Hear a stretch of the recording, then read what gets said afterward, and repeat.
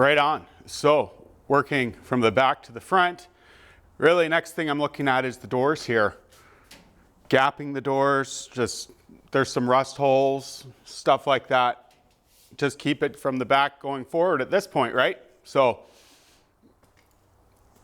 previous owner, I guess, was trying to part this thing out or something, and they cut the hinges off instead of pulling the hinge pins. So I came in here when I cut this body up and tacked my hinges on and just roughed it in for my door gaps. So by no means were the door gaps looking good here.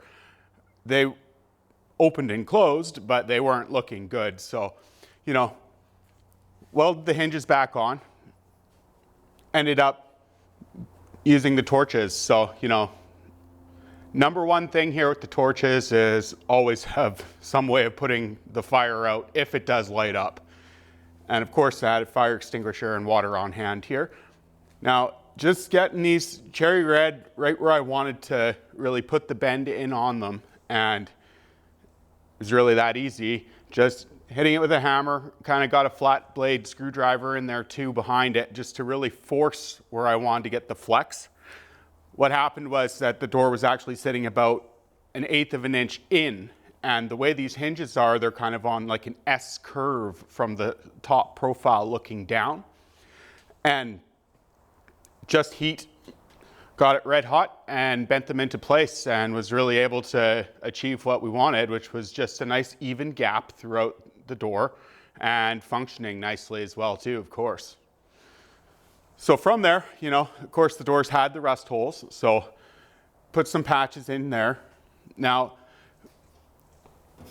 this here is an example of what came out, and you know, whenever you're looking at rust or trying to get rid of it, you know, always I'm there with a screwdriver hitting around everywhere. So the door's pretty much the same spot on both. The low spot of the door where it picks up with all the dirt, that's what had to get cut out and replaced. So that happened on both sides, and then a little bit on one door up at the front. Other than that, they're actually probably one of the better pieces of this vehicle here.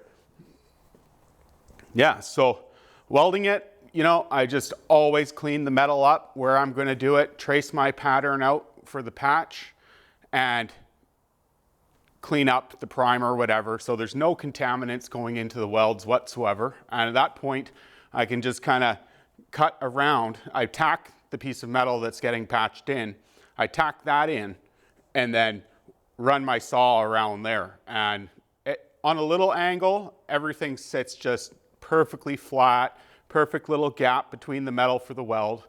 Was 023 I was running through for this job, of course.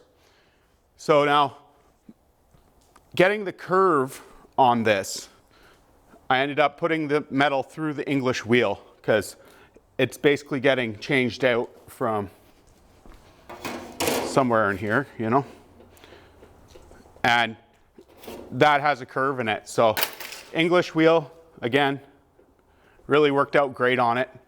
The patch went in, and again, I'm always just hitting my panels with lots of air, keeping everything cold.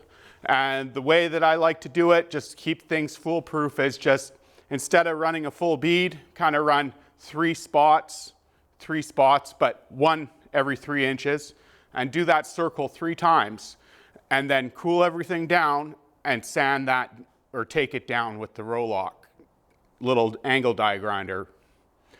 That way I'm always getting back to square one where I was, just flat. I find if you put in your weld and you run the whole thing, you end up leaving quite the ridge, and trying to take down one big long ridge is a lot more difficult than just building up these little bumps, take them down flat. Next few bumps in there, take them down flat, right? So, went good. What I'd like to do is put the door on here, and then we'll just use and function it to check out the gaps. And here we go. So, a hammer here. We'll try this. Yeah.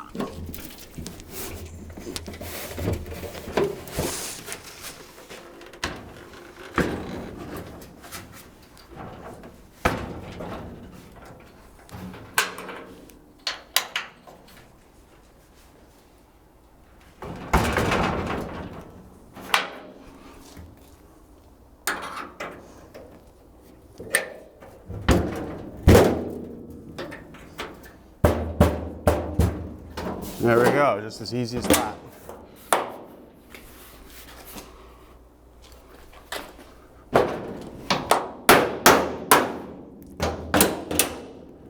Cool.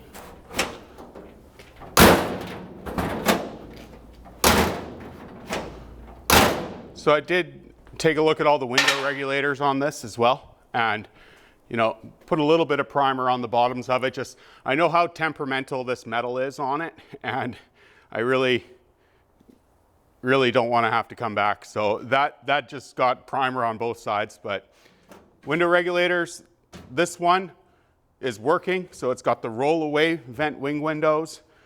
I'll show you guys that on the later one here. But gap wise now, we're done, we're good. So it'll just be, you know, putting it through the ringer, of course. So very minimum fill on this, but there will be some, just to dial it in, right, when we actually put a real paint job on this thing. But gap wise, everything turned out great.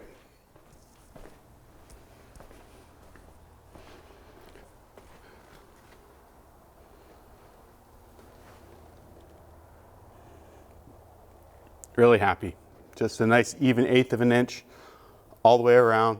That's sitting nice and flat. Just how we want it. And the gap is excellent. So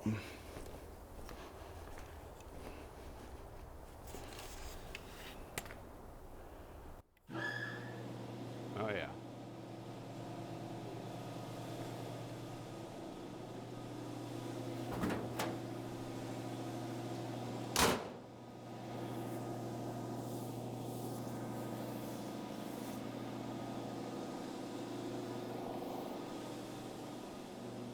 Right on. So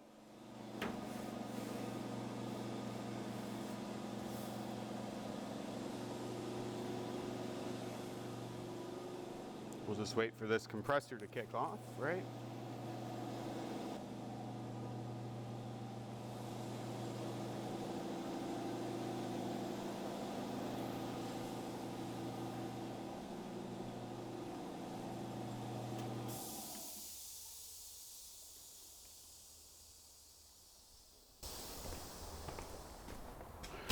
Right on. So we're going to just keep going forward here.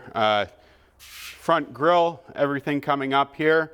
That needs a little bit of adjustment and tweaking just to take it all in. And then, of course, the floor pans we're going to go in and take care of as well. But all in all, you know, pretty happy with how this is opening and shutting now. And we're one step closer, right? So cool. Well, we'll see you next time.